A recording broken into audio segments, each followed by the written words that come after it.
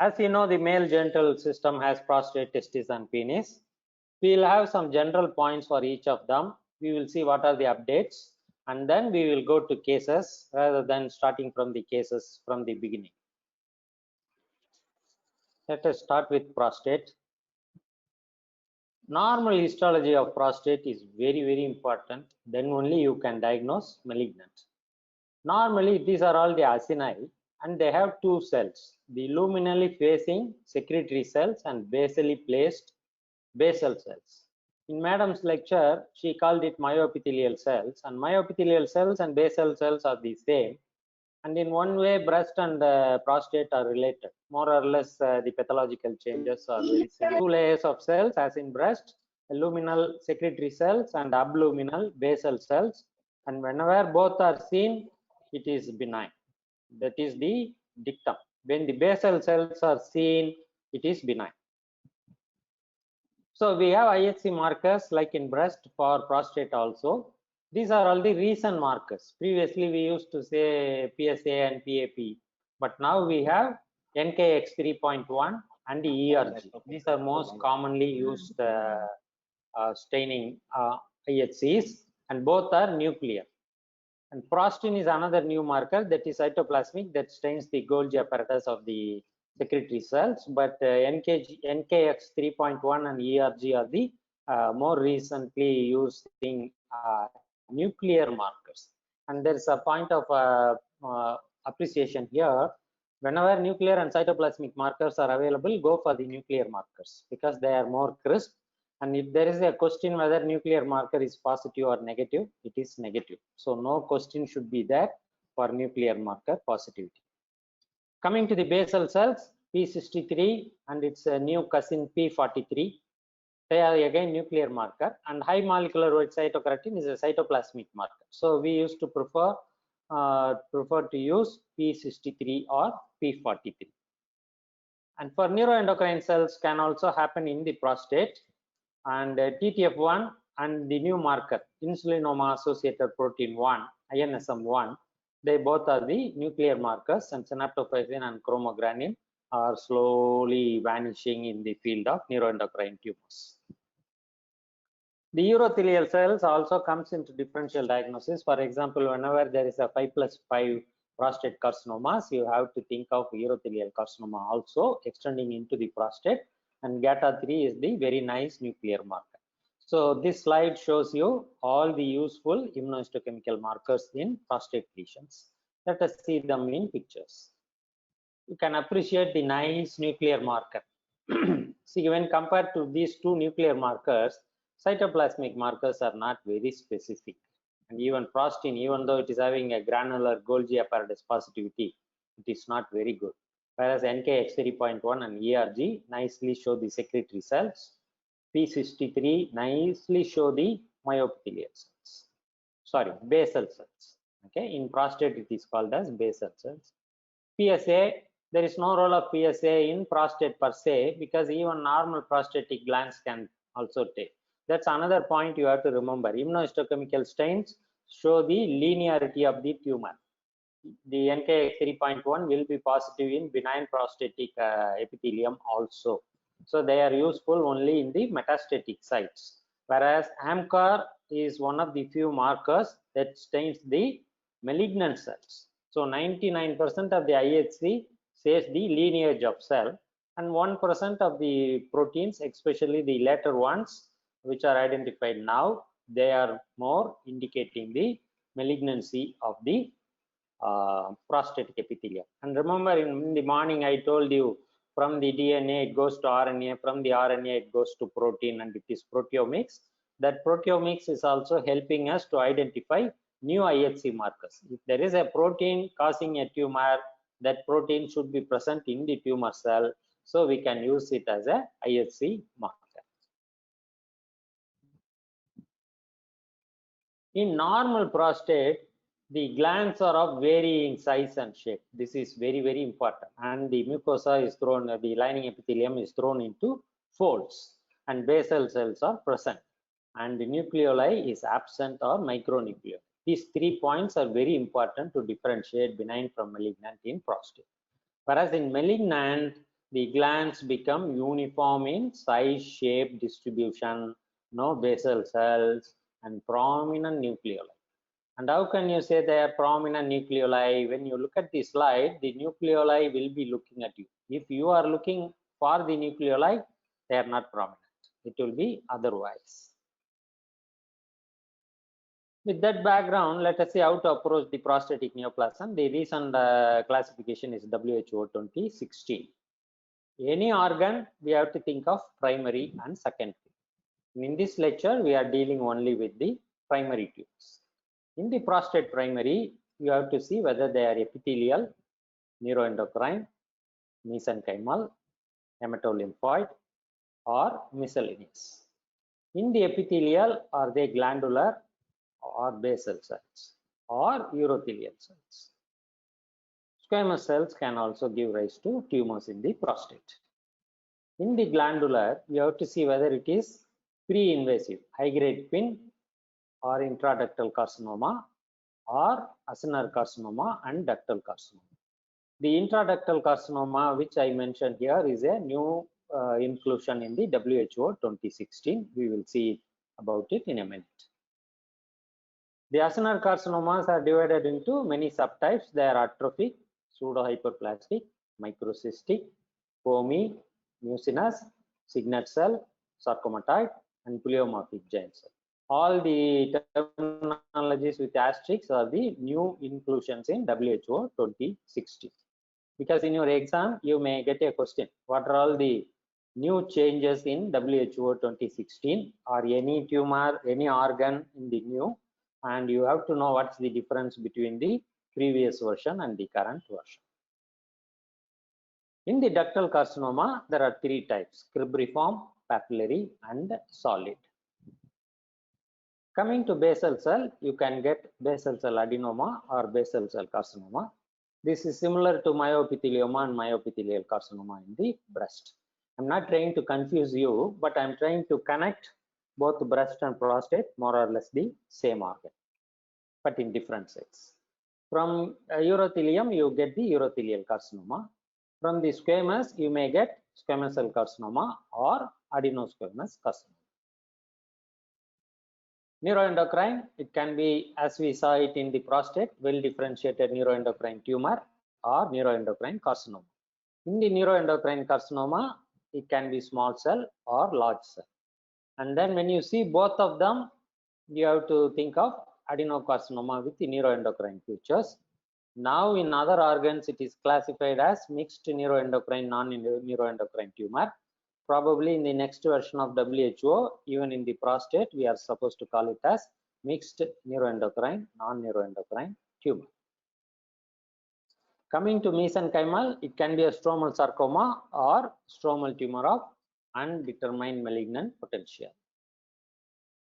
It can be any other connective tissue seen in the mesenchyme. Tumors arising: hemangioma, leiomyoma, granular cell tumor, SFT, inflammatory myofibroblastic tumor, leiomyosarcoma, rhabdomyosarcoma, osteosarcoma, angiosarcoma, synovial sarcoma, or undifferentiated pleomorphic sarcoma. This is not an inclusive disease because because some other tumors I might have left. These are all the main stromal tumors you have to remember. In the hematolymphoid, leukemia and lymphoma can involve prostate. In the miscellaneous, it can be cystadenoma, paraganglioma, neuroblastoma, nephroblastoma, rhabdoid tumor, germ cell tumors, clear cell carcinoma, and melanoma.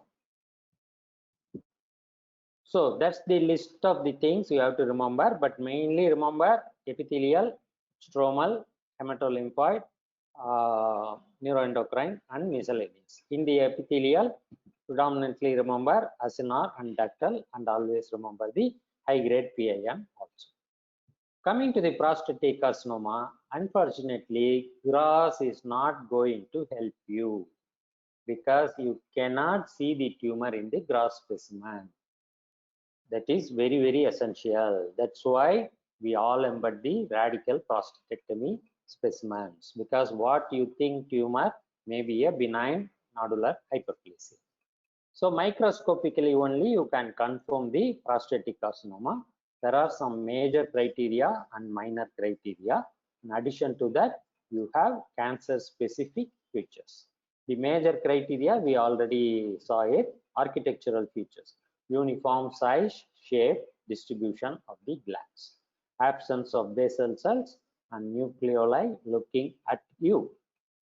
In the minor criteria, the luminal border is very sharp. Remember, in normal they are thrown into folds. In carcinoma, it will be very sharp.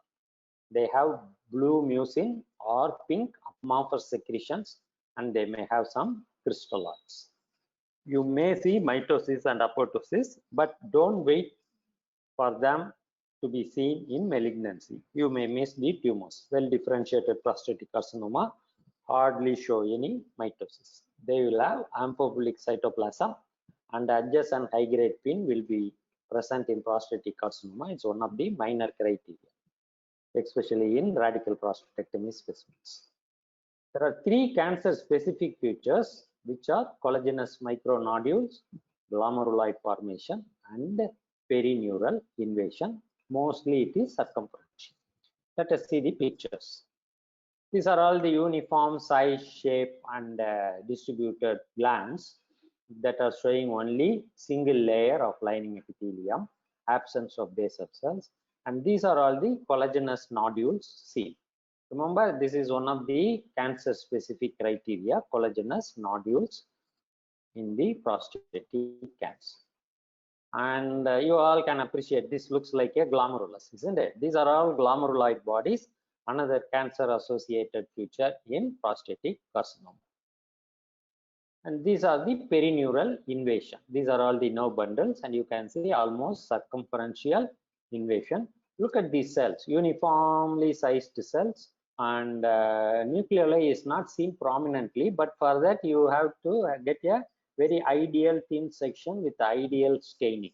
Okay, and you have to look for some time to look at the nucleoli. They may not be very apparent initially, and the basal cells are absent. These are all the fibroblasts outside the glands. You should not mistake them as basal cells. If you are having a question, do P63 and these will be negative.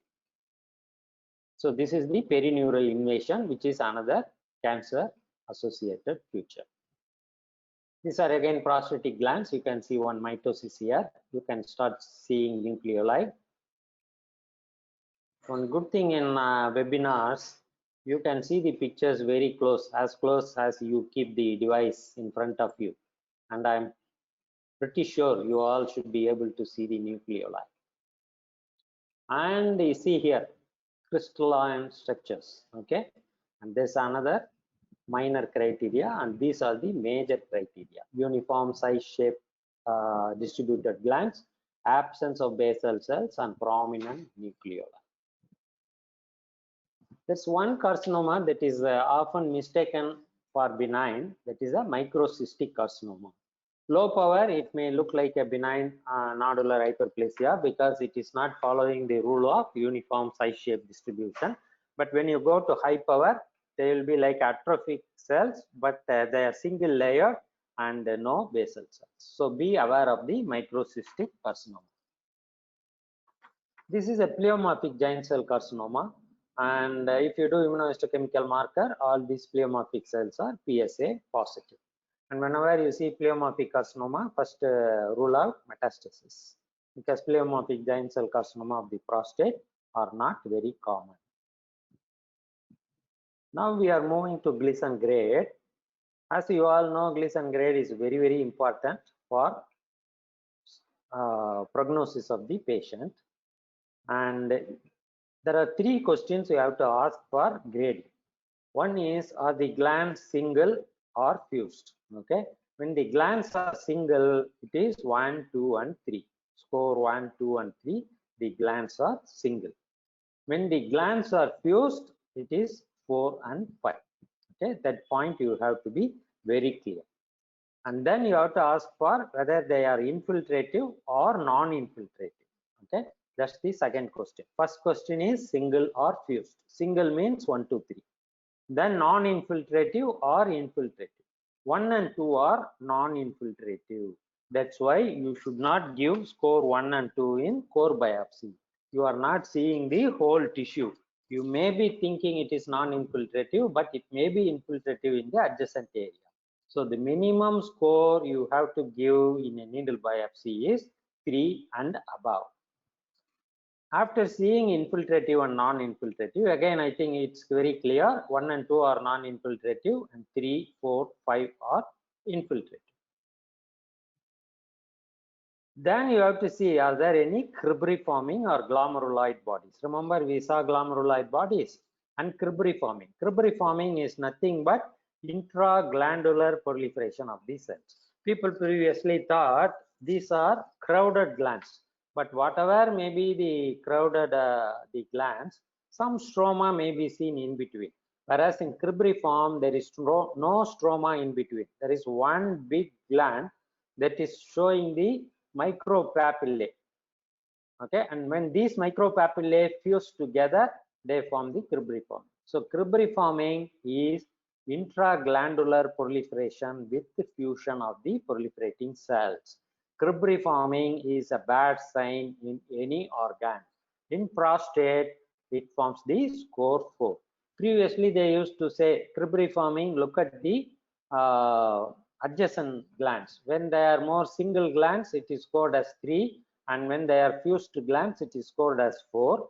But 2014 ISUP clearly says any cribriforming, it is score 4. And when you see comedonecrosis, sheets, cords of cells or individual cells, then it will become grade 5. So to recapitulate, 1, 2 single glands non-infiltrative, 3 single glands infiltrative, 4 fused glands infiltrative, cribriform and glomeruloid, 5 fused glands infiltrative with comedonecrosis are arranged in sheets, cords or cells. So this is the very simplified and very helpful approach to do the Gleason scoring. And when you do Gleason scoring, the score varies from 1 plus 1 is equal to 2 to 5 plus 5 equal to 10. So the score varies from 2 to 10. When the score is 6, the patient gets more worried because 6 out of 10 is a very high score. But that 6 for us, it is more or less very well differentiated. That doesn't have that much of power in predicting the prognosis, or it gives a very good prognosis. So score 6 with a good prognosis, it's very difficult to tell the patient. That's why they came up with the new ISUP grading system, where they graded the score into 5 grades. Grade 1 is score 6, grade 2 is score 7, which is of 3 plus 4. Okay. As you know, we have to give the predominant pattern as the first score and the less predominant pattern as the second score. More than 50% comes as a first score. Here it is 3. Single glands, infiltrative, non-fused. That is 3. 4 means fused glands, infiltrative, cribriforming. So 3 plus 4. When 3 is predominant, then we have to give a score, ISUP grading system as grade 2. Whereas when 4 is predominant, the score may be the 7, it may be the same, but here 4 is predominant. So you have to give the grade score system in the grade 3. Whereas 8, it can be anything, 4 plus 4 or 3 plus 5 or 5 plus 3, it is grade score 4. And when it is 9 and 10, it is grade score 5. In this way, the patient can be happy. You are having grade 1 of 5, then they will be happy rather than grade 6 of 10. This is the whole idea why the grade scoring is brought. So what you have to do in Gleason grading for unusual variants, which is to be ignored. Previously, whenever we see foamy cytoplasm, we give it as a score 4. But now they are telling you have to see the basic pattern. Maybe foamy cells, but they are forming single glands. That means it is grade 3. Mucinous fibroplasia, follow the basic pattern. Mucinous carcinoma follow the basic pattern. Pseudohyperplastic carcinoma always grade 6, sorry, grade 3 plus 3, 6. Ductal and glomeruloid 4 plus 4, 8. Small cell carcinoma don't give any score. It is a high grade tumor. Okay, so no scoring should be given for small cell carcinoma. If the clinician is pushing you, you show the literature. If they want some score, give it 5 plus 5, even though it is not recommended. For post-treatment, whenever there is no response to treatment, give the Gleason score. When there is significant treatment effect, don't give the score, because the pre-treatment score is valid when compared to the post-treatment score whenever there is a treatment effect. As I told you, this is current 2020 August, this month's issue of American Journal of Clinical Pathology, and they have the consensus conference in France, and they published it in this month's AJCP, and there are 10 recommendations. Report in biopsy is the percentage of Gleason pattern 4 for all grade score 7. For example, I told you 3 plus 4 and 4 plus 3. You give the score. 3 plus 4 means 3, 60%, 4, 70%. 4 plus 3 means pattern 4, 80%, pattern 3, 20%. So give the percentage of pattern 4. That gives a lot of information in prognosis of the patient. In radical prostatectomy, include the presence of tertiary minor or minor pattern whenever it is more than 5%. For example, it's predominantly 4 plus 3, but it shows 5% or 10% of 3, you include that also. Okay, and do not grade infiltrating ductal carcinoma without invasive carcinoma. When you see only intraductal carcinoma, don't give the scoring. Incorporate the grade of IDC into the score when there is invasive cancer present. Okay, and then comment the presence and significance of intraductal carcinoma in biopsies. For example, when you see only intraductal carcinoma, they have to go for rebiopsy, because most of them will have infiltrating carcinoma in the prostate. And the other 4 recommendations are: comment on presence and significance of invasive cribriform cancer in biopsies and radical prostatectomy specimens. The next 2 are in how they are taking the biopsy. Okay, in a systematic biopsy, give a separate Gleason score. I will show you the pictures, it will throw more light. Give separate Gleason score for each biopsy site, whereas in multi-phase MRI targeted biopsy, give the global score. I will show you in the next slide. And then report specific benign histological findings in suspicious cases. You all know BIRAD and PIRAD. Like that, in for prostate, radiology, they have PIRAD score. When the PIRAD score is 4 and 5, and you see only benign, you mention what is the benign histology you see without the cancer in the report. And they also mention the use of artificial intelligence in prostate cancer detection and the Gleason's grade. Many people are working on that, but there is no much recommendations. They just mention that many studies are under the way, and they may be coming up with consensus statement shortly. So artificial intelligence is slowly coming in. Get yourself geared. So let us see. This is the targeted biopsy, where the MRI is taken in a multi-phase manner. Okay, that's why it is known as MP MRI.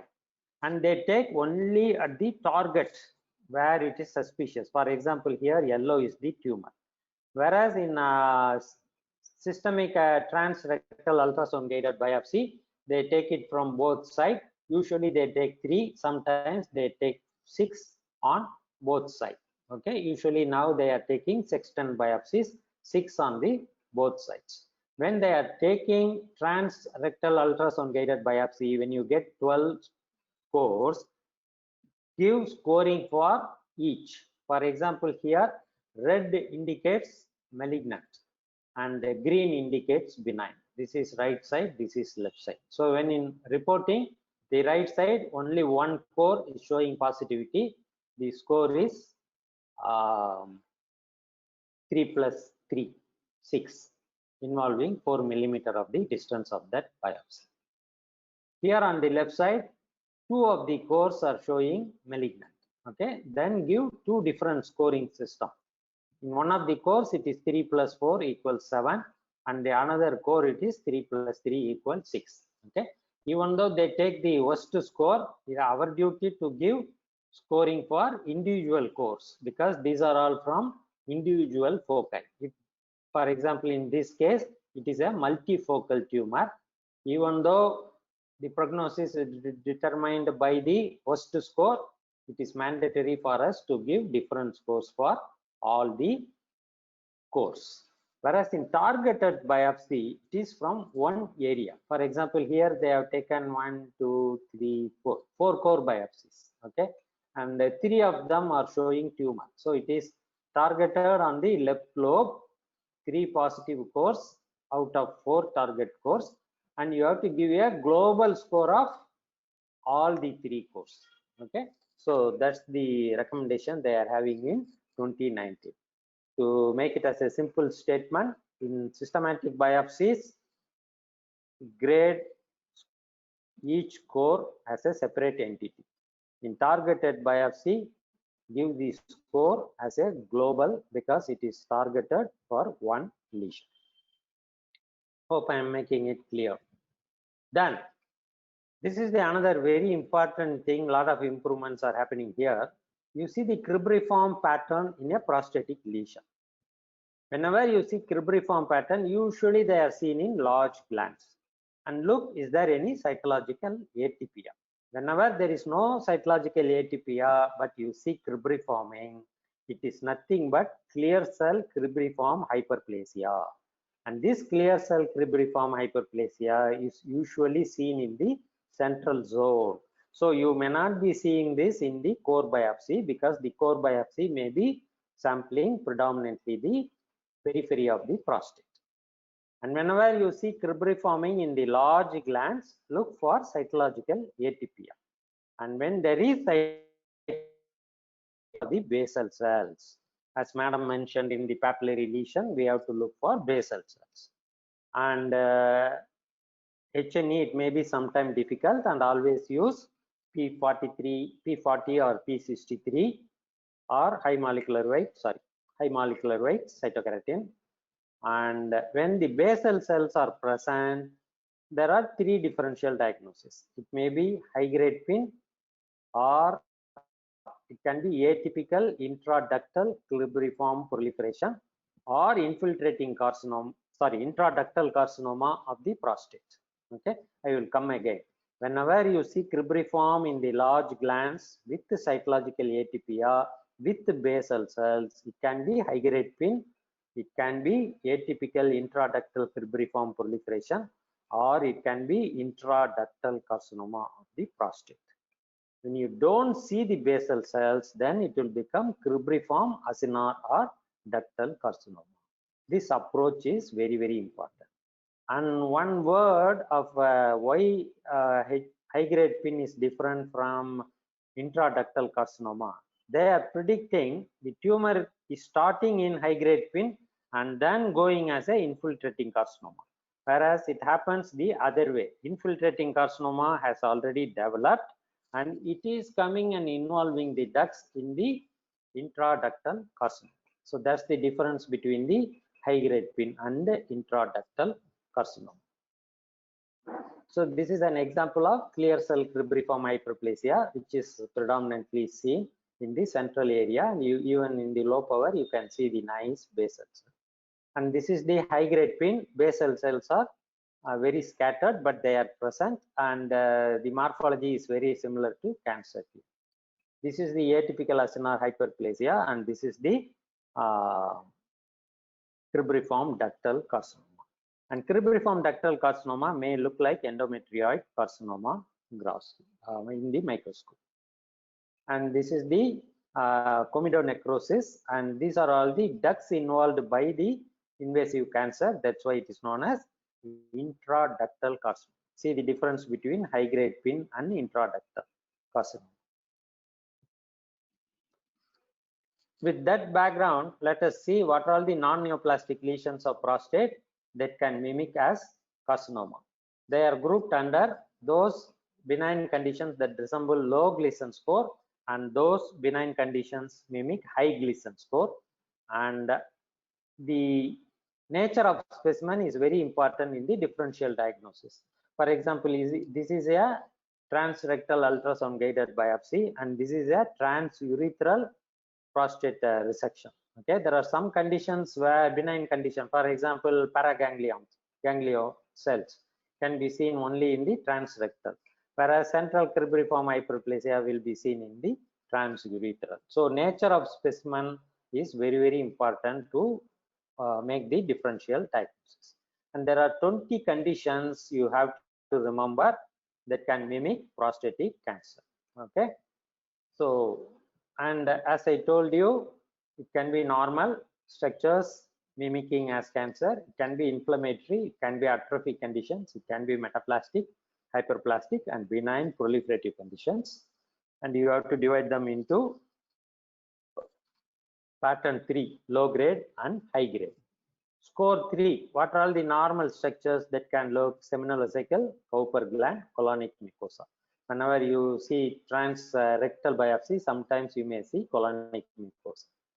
Radiation atypia, simple or partial atrophy, mucinous metaplasia, nephrogenic metaplasia can look like malignancy. Vermentinum gland hyperplasia, mesonephric hyperplasia, and basal cell hyperplasia, they are all mimickers of prostatic carcinoma in addition to adenosis. Please remember, these are all grade score 3.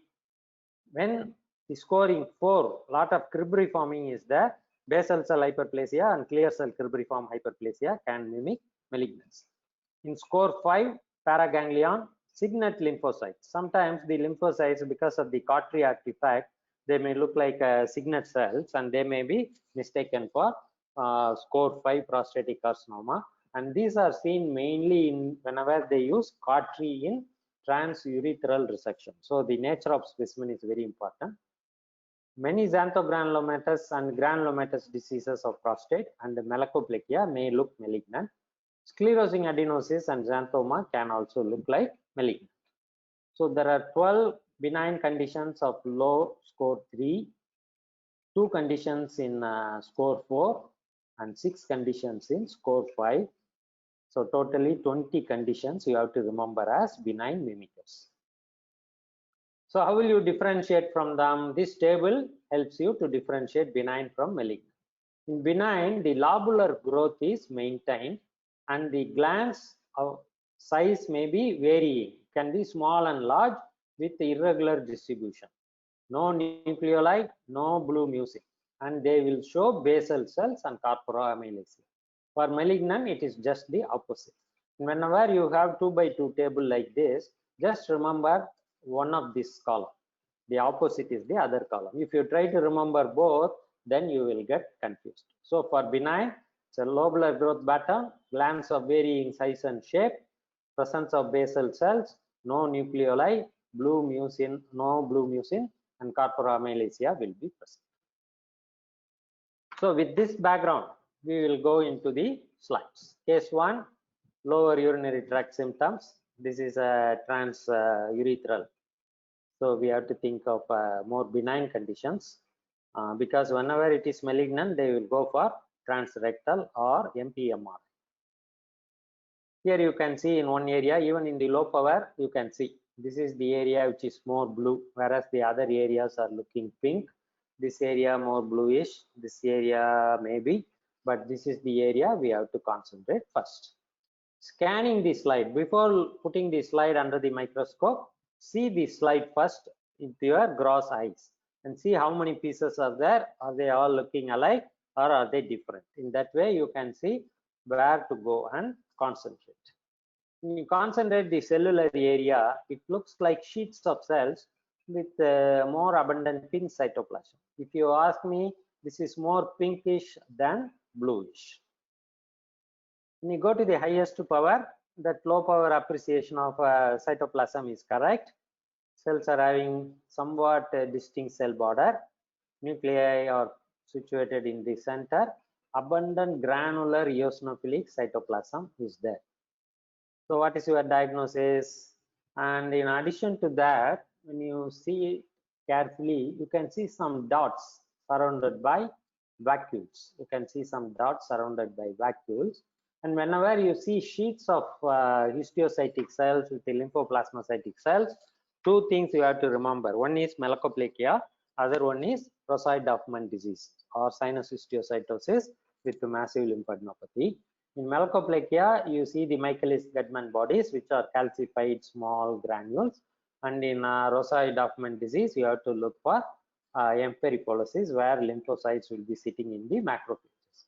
Here, they are showing more micro calcifications or Michaelis-Guttman bodies. So they are malakoplakia.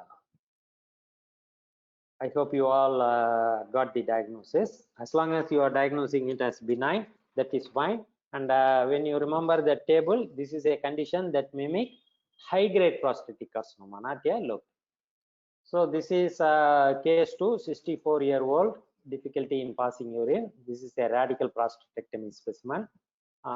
You see the normal prostate gland, variation in size and shape, distribution of the glands, but the glands are arranged in lobules. Okay, that lobular pattern is maintained. So this is looking like benign in the low power. Then let us go to high power. If I show breast, all of you may be thinking this is sclerosing adenosis, isn't that? So this is more like sclerosing with the increased number of glands. You go to the highest power, you can see the proliferation of these cells. If you see more than 2 layers of cells, it is proliferation. Okay, here you can see some cribriforming, but see the most of the cells that are proliferating having clear vacuolations around them. Whenever basal cells proliferate, and even in normal situation, they will have some retraction artifact, some vacuolations around the nucleus will be seen. So in this low power, it looks like basal cell hyperplasia, which is confirmed here. Here you can see the preserved lining epithelial cells, and basal cells are proliferating here. So this is a case of basal cell hyperplasia. Never think of cribriforming. Even though cribriforming is there, this is a benign cribriforming rather than malignant cribriforming.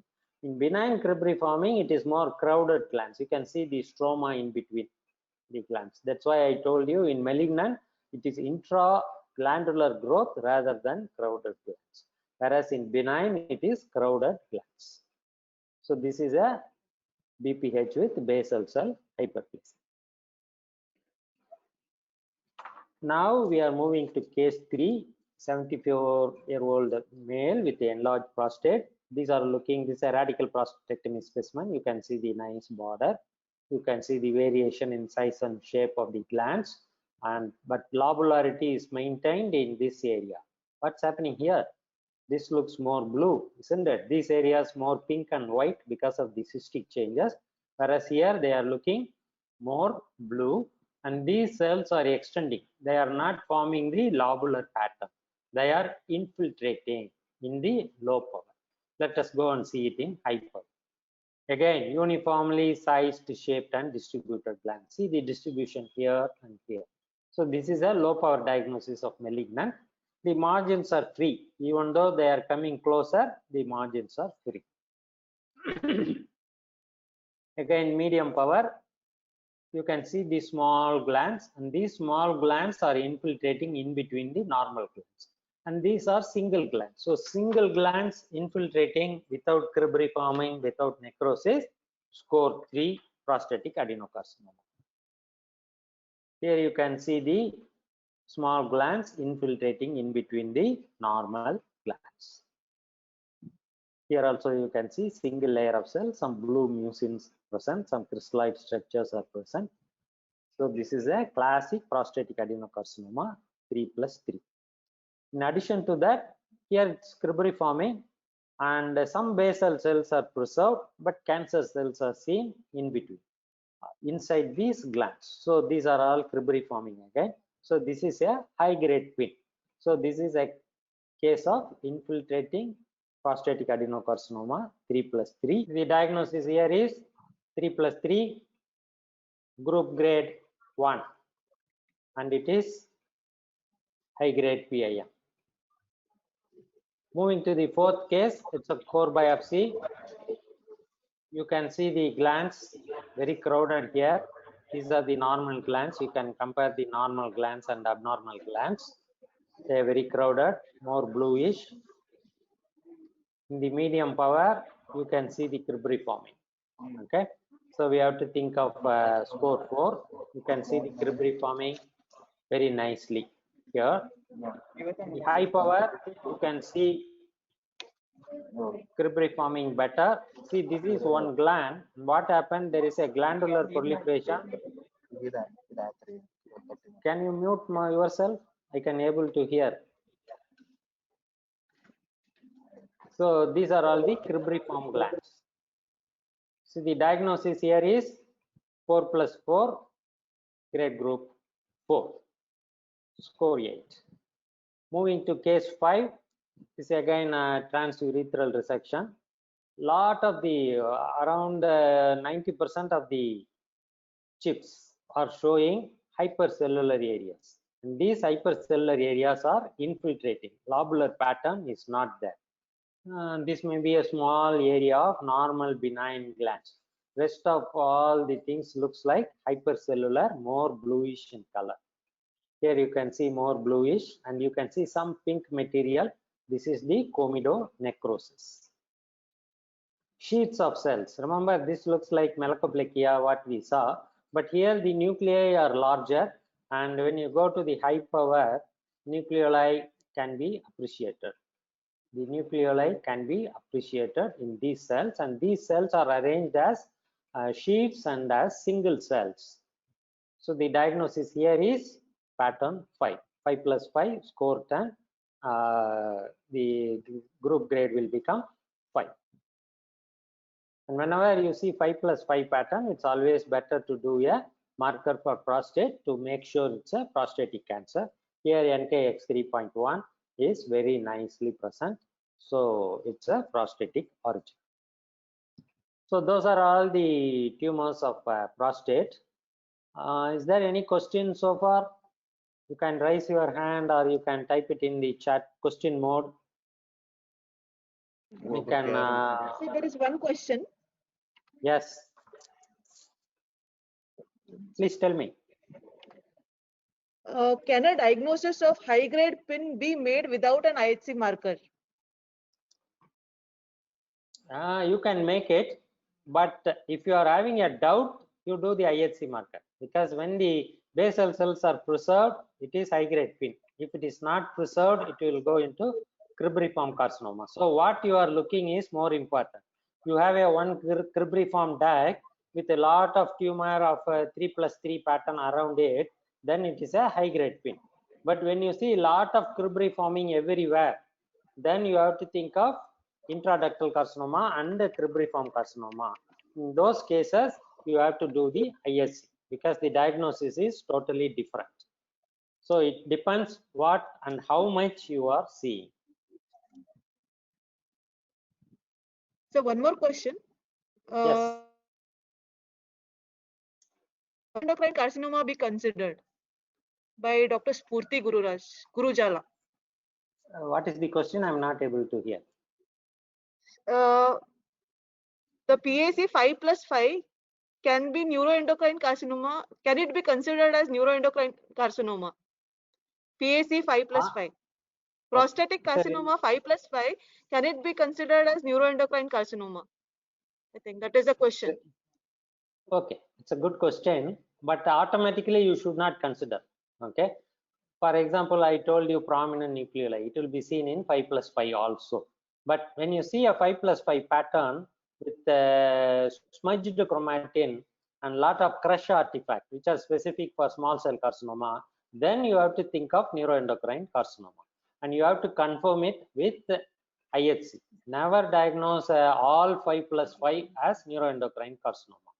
Whenever in doubt, when the morphology is favoring neuroendocrine, then you do the marker and then confirm it as neuroendocrine carcinoma. And as I told you, you have to see what is the percentage.